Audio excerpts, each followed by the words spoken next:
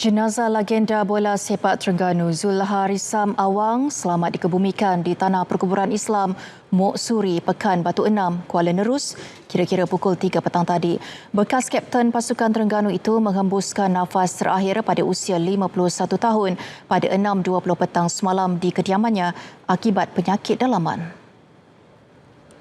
Terdahulu, jenazah disolatkan di Masjid Nur Bakti Gong Badak, diimamkan anak sulung Allahyarham Muhammad Aizat Hairi. Itu tanggungjawab sebagai anak sulung dan anak lelaki bagi kedua-dua ibu bapa saya.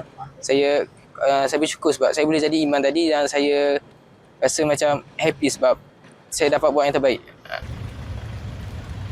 Urusan pengebumian Allahyarham dihadiri lebih 300 orang.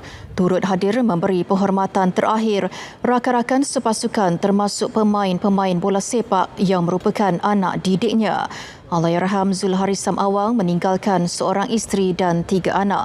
Allahyarham yang bermain di posisi pertahanan pernah membantu Terengganu menjuarai Piala Malaysia buat kali pertama pada 2001 setelah menewaskan Perak 2-1 pada perlawanan akhir di Stadium Nasional Bukit Jalil. Keputusan permohonan melanjutkan kontrak penganjuran perlumbaan MotoGP di litar antarabangsa Sepang SIC yang tamat hujung tahun ini dijangka diketahui dalam bulan ini. Ketua Pegawai Eksekutif SIC Azhan Syafriman Hanif berkata, kertas kerja pembaharuan kontrak itu telah dibentang kepada Kementerian Belia dan Sukan dan kini menunggu untuk dibawa ke Kabinet. SIC mencadangkan lanjutan kontrak selama 5 tahun bagi membolehkan pelaksanaan pelbagai projek bersama MotoGP pada masa depan. Ini termasuk pembangunan pengkalan Piala Bakat Asia di Sepang yang dijangka membuka peluang pekerjaan kepada bakat tempatan. Sementara itu, Ketua Pegawai Sukan MotoGP Carlos Espelita berkata rundingan menunjukkan perkembangan positif dan pihaknya yakin kontrak penganjuran DSIC dapat dilanjutkan.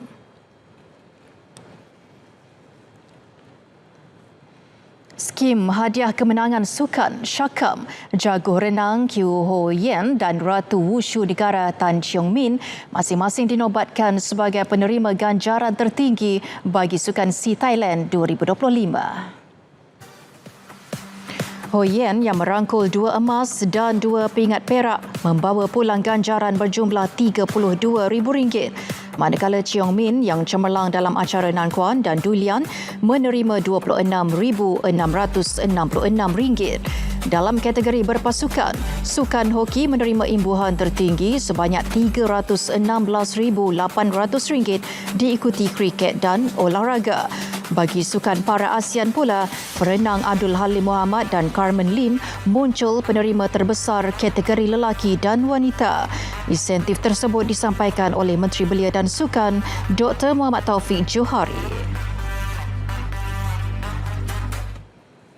Dalam perkembangan sama, kerajaan menyalurkan insentif berjumlah RM4.42 juta menerusi Syakam sebagai pengiktirafan buat atlet negara pada Sukan SEA dan Sukan Para ASEAN Thailand 2025.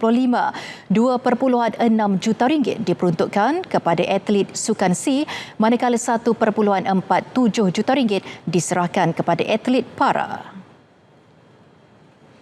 Ganjaran berkenaan sebagai pemacu semangat bagi atlet untuk mempersiapkan diri menghadapi cabaran lebih besar termasuk Sukan Asia Nagoya dan persiapan Malaysia selaku tuan rumah Sukan SEA 2027.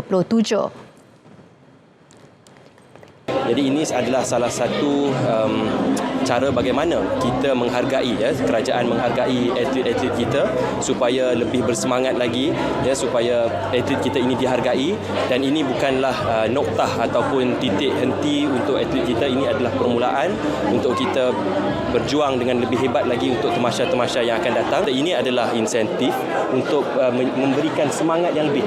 Atlet kita akan terus berjuang. Kita pastikan bahawa temasya-temasya yang akan datang ini kita boleh merangkul pingat bukan sahaja mencapai sasaran tetapi melebihi daripada sasaran. Selepas merentas lebih 300 bandar dengan perjalanan sejauh 12,000 kilometer, obor Sukan Olimpik musim sejuk Milan Cortina 2026 tiba di hadapan Piazza del Duomo, bangunan bersejarah di Milan sehari menjelang majlis pembukaan tamasya berprestij itu. Ketibaan disambut sorakan dan tepukan gemuruh ribuan orang awam yang berkumpul di dataran berkenaan. Obor Olimpik itu dijadualkan meneruskan perjalanannya di sekitar Milan hari ini, termasuk melalui Stadium San Siro yang akan menjadi lokasi majlis pembukaan sebelum dinyalakan di bawah Arco della Pace. Sukan Olimpik musim sejuk Milan Cortina 2026 akan berlangsung di 7 lokasi di timur laut Itali dengan obor Olimpik dijangka dinyalakan di satu lagi lokasi di Cortina di Empizio di kawasan pergunungan Dolomite.